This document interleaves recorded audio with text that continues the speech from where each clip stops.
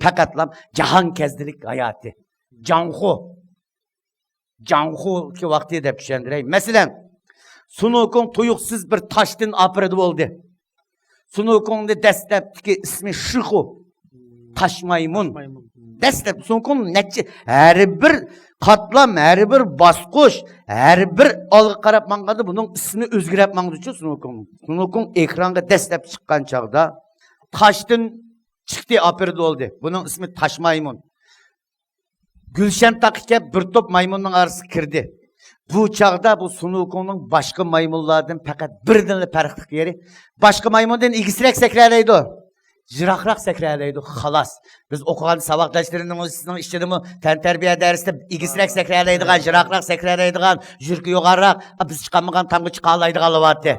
Demek Sunukun ne düşüncelik lan başkalarından oğan bınsı. Bu taş maymun vakti. Sunukun karnı körüp superdise, şuylendin. Maymunlar aşının için nimbaken kim ki aramızda şunun işi kiralise biz özümüzge şunu davam. Kocu kılamayız, ataman kılamayız degenden kin Sunukun. Ben degende sabahtaşımızın arası yamarak, jürek tikrek edek. Men kırpa kaydaklı sekreplam taşkarga kırdı. Şunun ulan kandak oldu, ataman buldu maymunluğa. Men kurban oldu. Bu yerde.